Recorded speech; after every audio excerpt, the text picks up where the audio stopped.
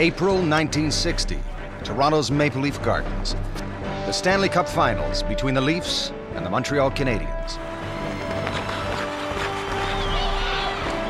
Maurice "the Rocket" Richard scores his last of more than 500 goals en route to his final triumph. The bell goes, the game is over, and the Montreal Canadiens have won the Stanley Cup 4-0. Richard leads his team to an unprecedented 5 consecutive Stanley Cups, a feat never before accomplished and never matched since. They were overmatched. The game's iconic figure retires at the summit. He has set every goal-scoring record, won 8 Stanley Cups, and captured the heart and soul of a nation. Now Richard's departure from the game will create a power vacuum that ignites a decade-long struggle for hockey supremacy.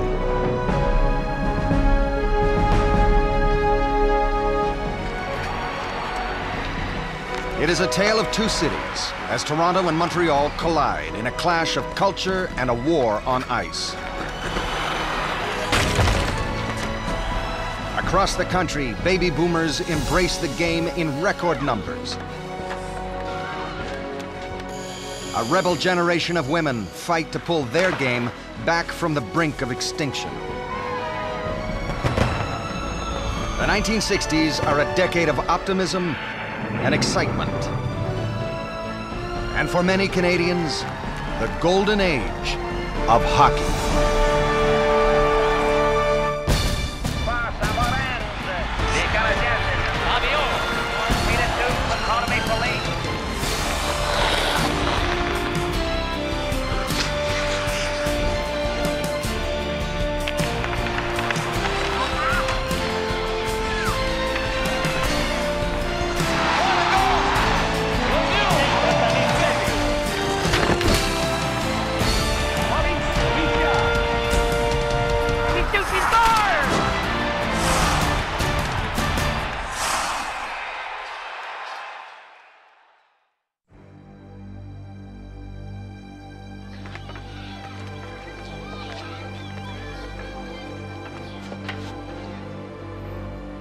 In the early 1960s, Montreal is bursting with confidence.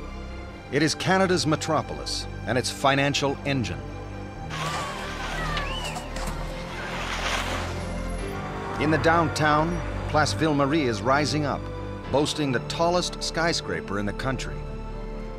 And to cap it all, Montrealers are preparing to welcome the world to Expo 67. CBC Television's Norman DePoe declares it the city of the future. Montreal is still our largest city. Some would say our only real city when you think of all the word means.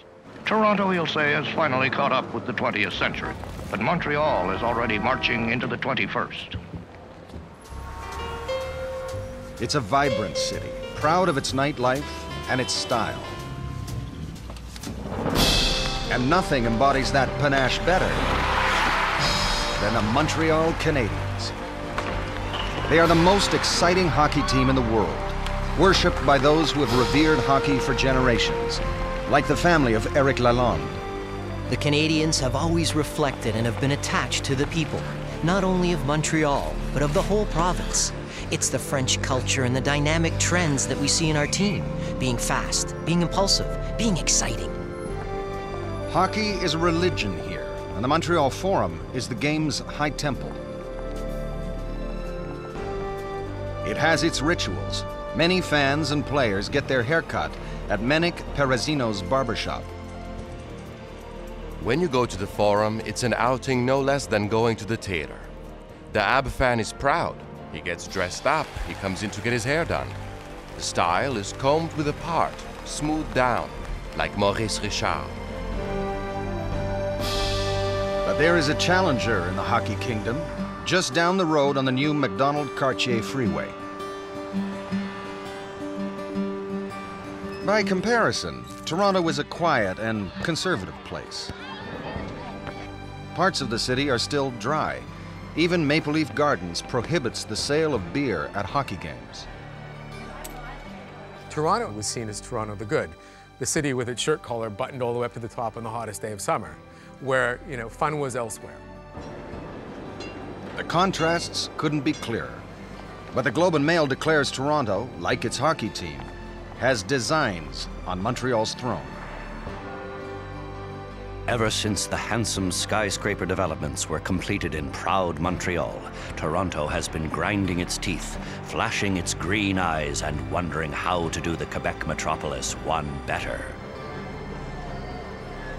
Toronto is planning its own skyscraper, the TD Centre, taller even than Place Ville-Marie, a symbol of its ambitions to outdo Montreal.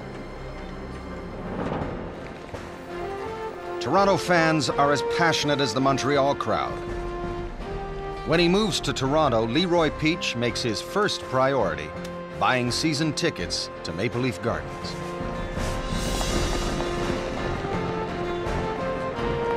I don't care what they say in Montreal. The most quintessential team in Canada is the Leafs. It's not just Toronto who owns the Maple Leafs. The whole nation owns the Toronto Maple Leafs. For decades, Major Conn Smythe, the man who built the Maple Leafs, has called them Canada's team. On their chests, they wear the nation's symbol, but Montreal carries its name. And both see hockey as a fight for national bragging rights. History is such an important part of what makes a rivalry. And, you know, so the cities have had history with each other, the teams have had history against each other, and this goes back for a lot of years. The battle between Montreal and Toronto has raged for generations. Toronto has been struggling to regain its form for more than 10 years. The last time the Leafs won the Cup was 1951. The hero of that game was Bashing Bill Barilko, a fine young defenseman who brought his crushing body checks and Hollywood smile to the blue and white. Barilko had scored the winner in overtime to beat the hated Montreal Canadiens.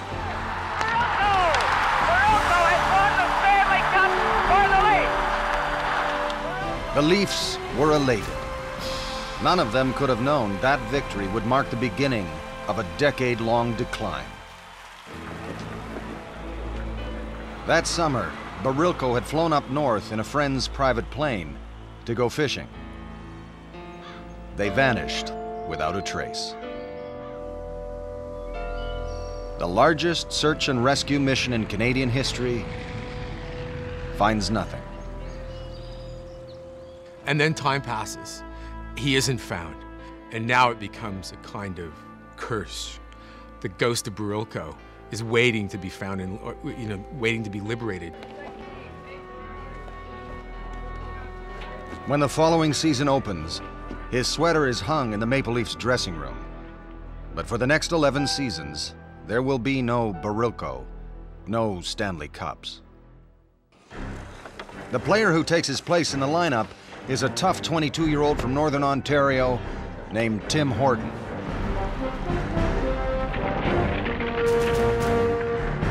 Half of Toronto's team comes from Canadian Shield mining towns. Players that fit Conn Smythe's motto, if you can't beat him in the alley, you can't beat him on the ice. Captain George Armstrong from Falconbridge. Dave Keon from Rouyn-Noranda. Frank Mahavlich from Schumacher, and Tim Horton. I was born in Cartwright, Ontario on January the 12th, 1930, and played most of my minor hockey in Cochrane. Horton's childhood was tough. He remembers neighbors leaving charity food baskets on the doorstep.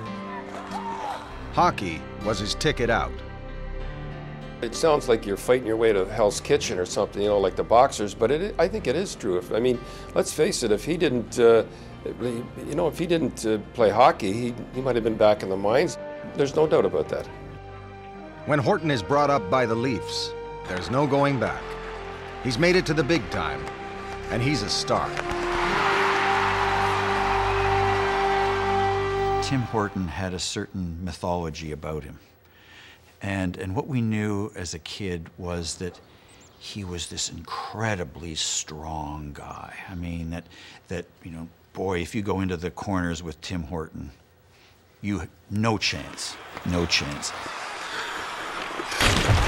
He was the mild-mannered guy who off ice wore horn-rimmed glasses. And we never imagined hockey players, you know, wearing glasses. And, you know, this was Clark Kent and Superman. But hockey players, even supermen, aren't paid much. And Horton is still haunted by the specter of poverty. So when the hockey season's over, Horton works in boss Conn Smythe's gravel pit. He's escaped the mines only to find himself toiling in the quarries. Hoping to build financial security, he tries to start his own business. First, a car dealership, and then a string of hamburger stands. All fail. But on the ice, Horton's luck and the Leafs is finally beginning to turn. In 1962, Toronto muscles past Montreal and makes it to the finals. They beat Chicago, and the Stanley Cup is once again paraded down Bay Street.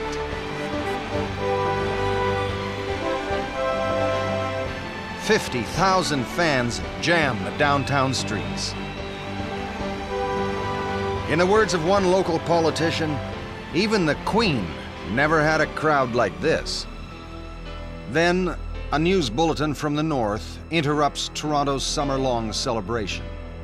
The remains of the former Toronto Maple Leaf hockey star Bill Beliveau have been found in the northern Ontario wilderness. The mystery is solved, the ghost laid to rest. For Toronto faithful, it's as though a curse has been lifted. After more than a decade lost in the wilderness, the Maple Leafs are back in fighting form.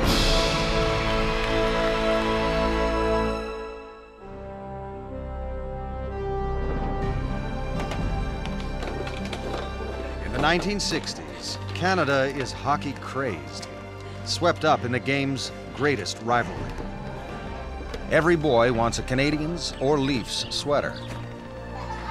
Even the latest craze, tabletop hockey, features, of course, Montreal versus Toronto, so kids can play out the rivalry in miniature in their basements and rec rooms.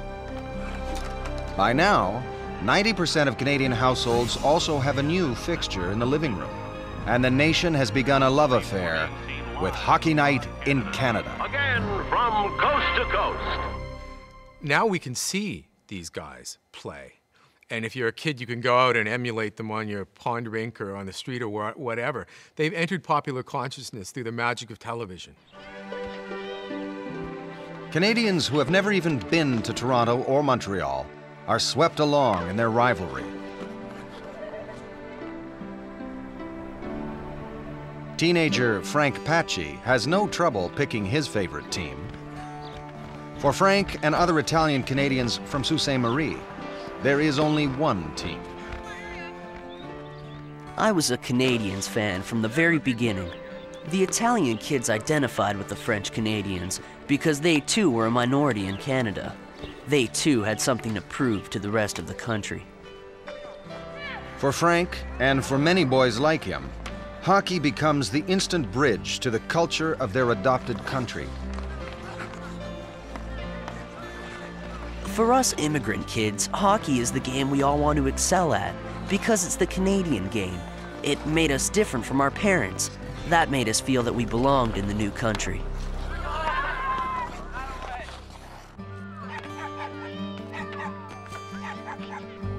This is the height of the baby boom, and cities are expanding everywhere.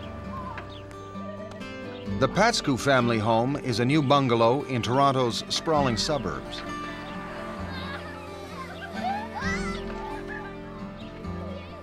Theirs is a hockey-mad household. If it was bad weather, we'd play downstairs. If we weren't skating, we would be playing on the driveway. I can remember my dad always getting upset with us. He'd say, "Look at the door, guys," and it would be dented. Bill Patsku and his brothers live and breathe hockey year-round.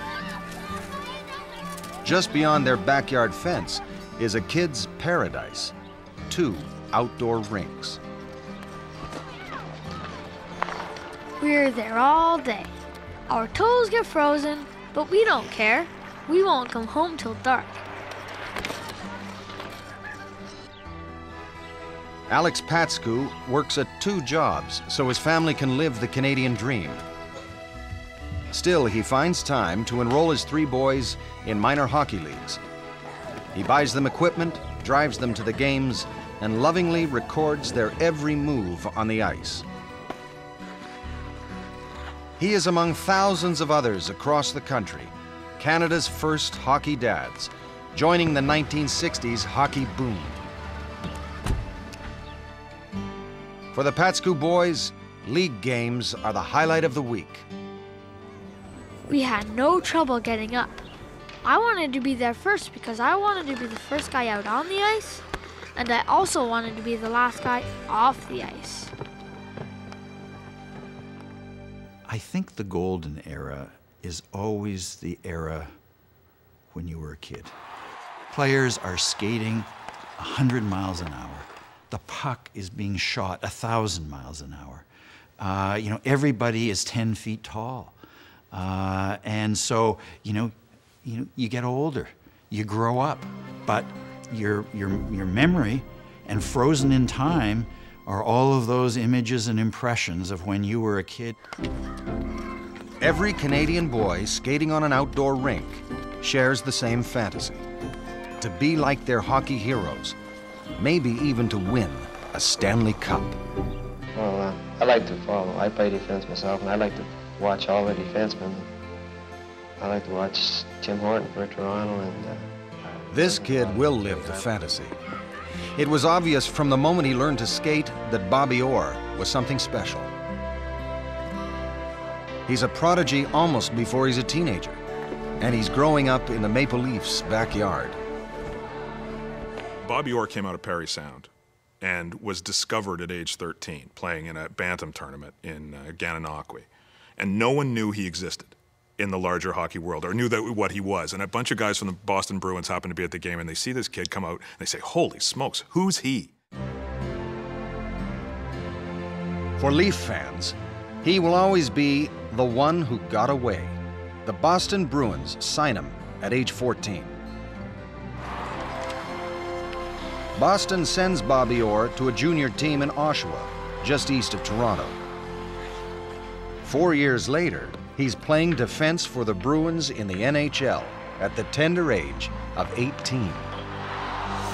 Or reimagined the position, he reimagined the game, or he imagined it originally, skating around out in Georgian Bay or on the Seguin River or wherever he first figured it out.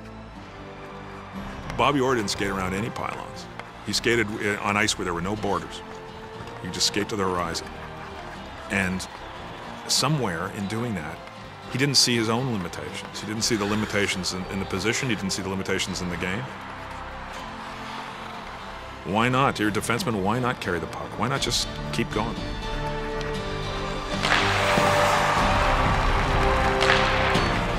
His style of play is revolutionary. A superb defenseman who can win the scoring title. And Bobby Orr gives hockey one of its most enduring images.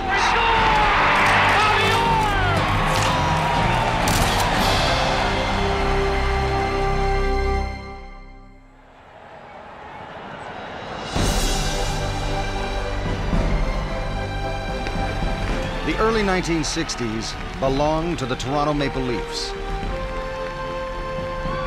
The victory in 1962 launches the first of 3 consecutive Stanley Cup parades through downtown. And Toronto's glory is Montreal's shame. The Canadians and their fans are in a funk. Menik Perazino's barbershop is no longer a happy place. I would hear people say, I can't sleep when we were beaten by Toronto. People would go home crying. It was that important to them. Montreal coach Toe Blake is desperate to break the slump. He's looking for scapegoats, and Canadiens goalie Jacques Plante is the first casualty. In 1959, Plante had made hockey history during a game in Madison Square Garden. Over the years, pucks had fractured his skull, broken his cheekbones, nose, and jaw.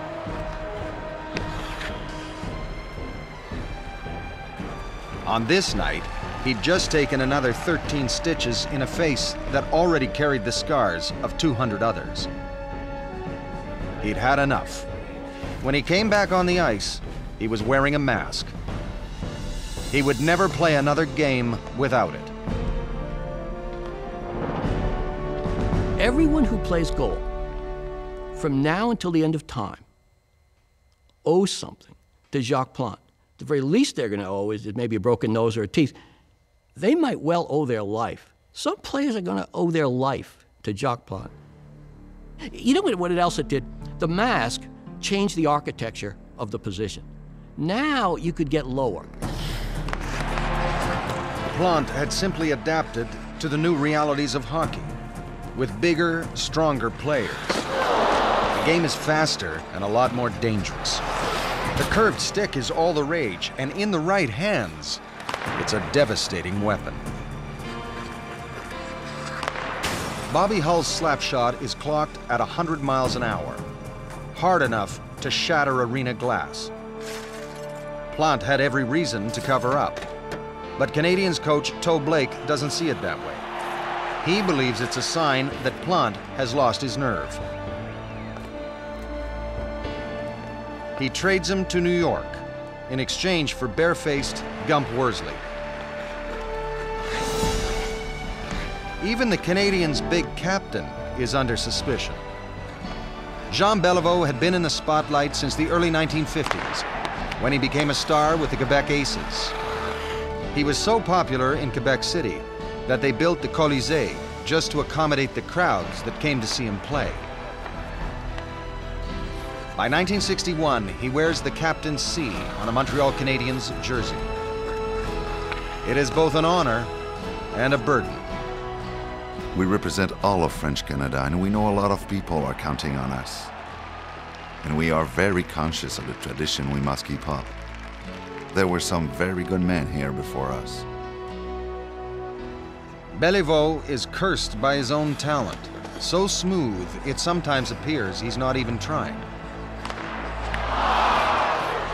And when Montreal is in a slump, the sports writers are quick to point fingers. Belivau's old medical checkup is splashed across the sports pages. It's revealed that Big Jean's heart is too small for his body. The rap on Beliveau, as I remember it, was that he had a Volkswagen engine and a Cadillac body. And part of that was he didn't play with the obvious passion of Maurice Richard. Still, Beliveau is the team's top scorer and one of its most physical players. And slowly, he begins to lead the Canadiens out of their slump. Now Montreal adds a little muscle to beat the Maple Leafs at their own game. And the next thing you knew, John Ferguson was out there fighting with everyone on the Toronto Maple Leafs team, saying, you remember the free skating era, the Flying Frenchmen and the nice guys? That era is over. In the mid-1960s, Montreal and Toronto play each other 14 times each season. And for players like Terry Harper, every game is war. These are the games. Oh boy, one half of the country against the other. Everybody watching. I can't describe the feeling. You feel like you've spent your whole life preparing for this night. Well, they used to hate each other. They used to hate each other. You see some of the guys, even today, you know, they have a tough time to communicate with some of the players that they played against. It must have been war at the time, you know. I would have been very surprised to see two guys from different teams to go and have a beer after the game together. Forget it. In the spring of 1965, the Canadiens, led by Jean Beliveau, make it back to the top. When we took the ice, the foreign fans were cup-starved and showed their desire to end our 4-year drought with a huge ovation that pumped us from the first drop of the puck.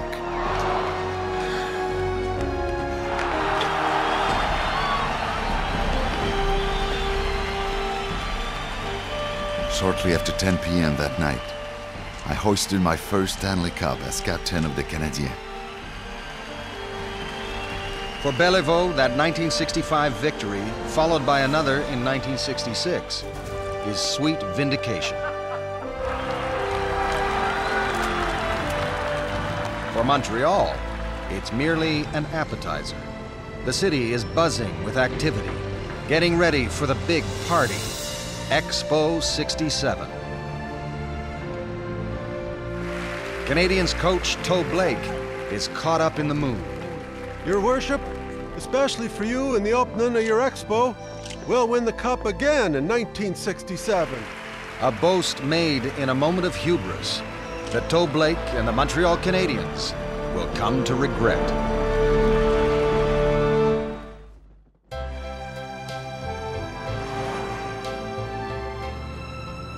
In the early 1960s, television bombards viewers with images of the perfect woman. Wow! Wife, mother, and homemaker. Florian, your home is nicer to be in. Since the Second World War, women have been squeezed out of public life, kept out of professions and politics, and still a rarity on university campuses. But all of that is about to change. The 60s will be a breakout decade for women as tradition gives way to a new world of opportunity. Women can start entering university. They can start dreaming of careers that they couldn't have before. They can start maybe thinking of being an athlete then. Cookie Cartwright is one of the new breed. She's the only woman in her class at Queen's University's law school. And she loves sports. Cookie starts a campaign to revive the university women's hockey team. It has a history dating back to 1894, but the team has been extinct for 10 years. And Cookie finds the university administration would just as soon keep it that way. Everybody thought hockey was too rough. It was kind of an oddball sport for women to play. For loners, the sort of people who thought independently and didn't follow the crowd, and didn't care what other people said about you. It's not just a matter of gender, it's also about money. Football was king. The total budget for athletics for women was the same figure as the cleaning bill for the men's football team. Cookie and her teammates have to scrounge for equipment. In an old storage room under the stands, they find a stash of musty pads and 30-year-old helmets.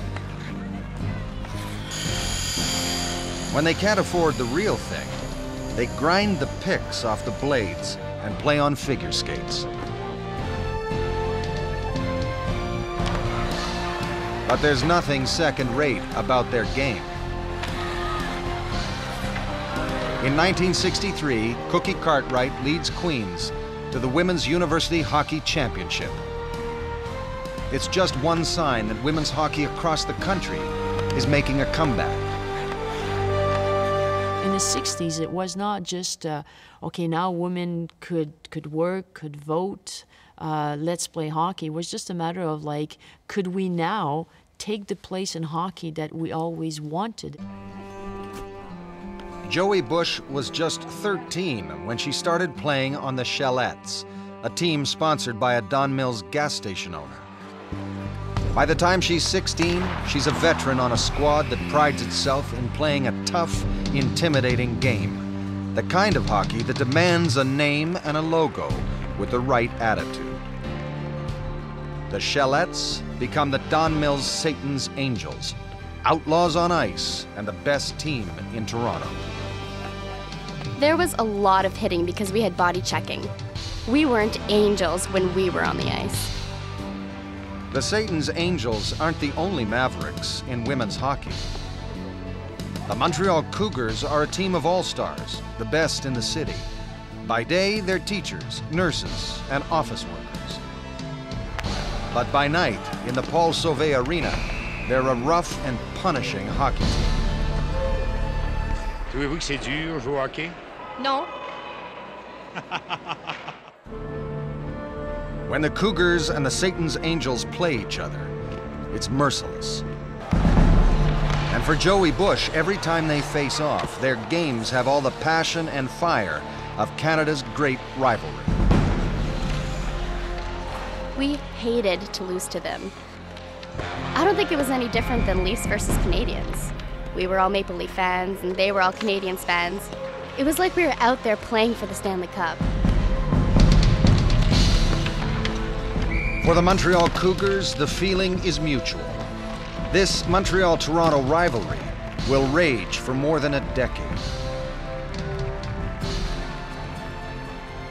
By 1967, there are enough teams and leagues to hold the first Ladies North American Hockey Championship, known affectionately as the Lipstick Tournament. Everybody's here, including Cookie Cartwright, now graduated from Queen's and practicing law.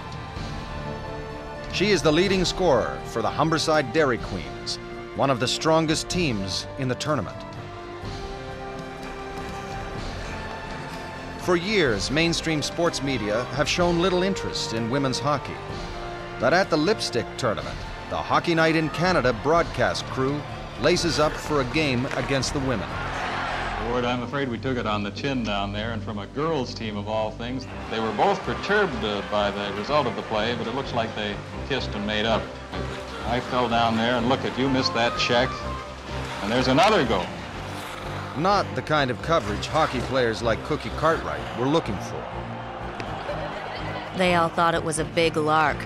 I don't think we expected anything more than that from them, really. Cookie Cartwright has more serious concerns. In the tournament's championship game, her Dairy Queens take on the powerhouse, Don Mills Satan's Angels. Cookie scores the dramatic winning goal and is named the tournament's most outstanding player. In women's hockey, this is the equivalent of winning the Stanley Cup. And that night, the Humberside Dairy Queens party in accordance.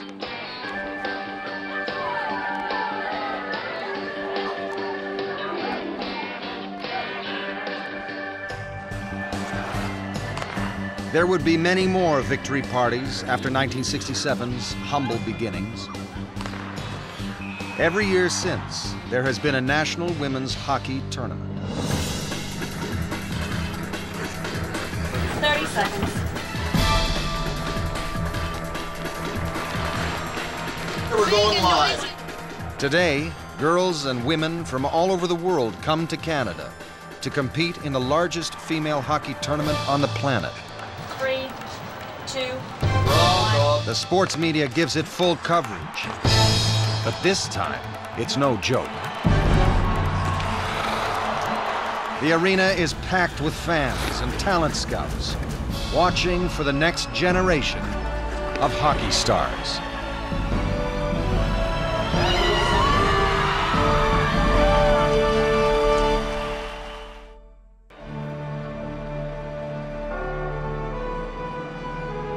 (1967). Canada celebrates its 100th birthday. The federal government creates a special fund for centennial projects, and cities and towns get to choose their own gift. In true Canadian fashion, the most popular project is, what else? A new hockey arena. Hundreds are built in every shape and size all over the country.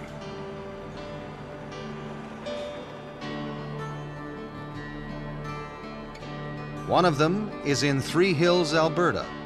Population, 1,600. We're rural here. I could pretty much tell you everybody who lives in town, where they live, and what the name of their dog is. Bruce Somerville plays on the local team, the Three Hills Wheat Kings. Sometimes it's not much fun. I play a lot of hockey all the time, all outdoors, in the freezing cold. Because we don't have a proper rink, some of the bigger towns won't come to play us outdoors. Three Hills needs a hockey arena, a place to bring the game in from the cold and put it on decent ice. An arena will put Three Hills on the map. The federal grant covers only part of the cost. To make the dream come true, the whole town has to pitch in with labor and materials. It's a long, hard job. The arena floor takes 1,200 wheelbarrow loads of cement, each one mixed and poured by hand. It wasn't the levelest floor when they got it done, but it's a palace to us. Like so many others, the Three Hills Arena becomes much more than just a hockey rink. It's the hub of the community's life, home to everything from hockey to high school proms. We value this not as a structure. We value it as a place where we come together as community. Sports connects, whether it's a backyard rink, connects you with the people you love. A little town arena connects me with my neighbors, with my children. It's connective tissue. It connects us all. And that's one of the enduring wonders of sport. The community arena is one of the country's great centennial legacies. But the biggest centennial celebration of all is Expo 67. That spring, Montreal opens its doors, welcoming 50 million visitors to the World's Fair. But to hockey fans, an even greater spectacle is in the works. To crown this centennial year is the greatest prize the country could ever imagine. The Stanley Cup will be contested between Toronto and Montreal. Canada's team versus Canada's team. That's the national birthday present. The finals are set to begin during Expo's first week. The Montreal Canadiens are already planning for victory. The city even prepares a spot in the Quebec Pavilion to display the Stanley Cup. Toronto gets ready for the series with a more modest project. The team redesigns its classic uniform to sport a contemporary maple leaf, just like Canada's new flag. What's not new are the Leafs players, dubbed the Over-the-Hill Gang by Canada's hockey press. Tim Horton is 37. So is Terry Sawchuk. And Johnny Bower is 42. They are definitely the underdogs. And after the Canadiens win the first game, it looks as though Toe Blake's promise is safe. But great goaltending can make miracles happen. And the Leafs' two old netminders stonewall Montreal's best. Both their goalie, Bauer and Terry Sawchuk, beat us. I still see in my mind in one of the games when I walked in on Sawchuk, and to these days I still ask myself how he could catch that puck. The final game is in Toronto. And it's electrifying here in Maple Leaf Gardens at the moment. Axel Leaf takes the just goal! A wild finish! The Maple Leafs win 3-1. Toronto erupts in celebration. And Leafs coach Punch Imlach revels in spoiling Montreal's party. They were so sure they were going to win it, they had the Stanley Cup in the Quebec Pavilion of the Expos. And when we won, they had to take it out and put it in the Ontario one. And of course, I loved that. The Stanley Cup is paraded down Bay Street to Toronto's new City Hall, a bold, modern building unlike anything else in staid old Toronto the Good. Tim Horton will remember the victory as the sweetest of his career, and now he has a decision to make. One of his business ventures has finally come good, and he doesn't have to keep playing. Things are quite hectic these days, trying to combine business with hockey. And if the business that I am involved in continues as it is, I may have to consider retirement before I would like to. It's the Tim Horton Donut Emporium? Yes, Tim Horton Donuts, Ward. But Horton can't bring himself to retire. He plays on well past his prime and dies in a car crash one night, driving home from a game.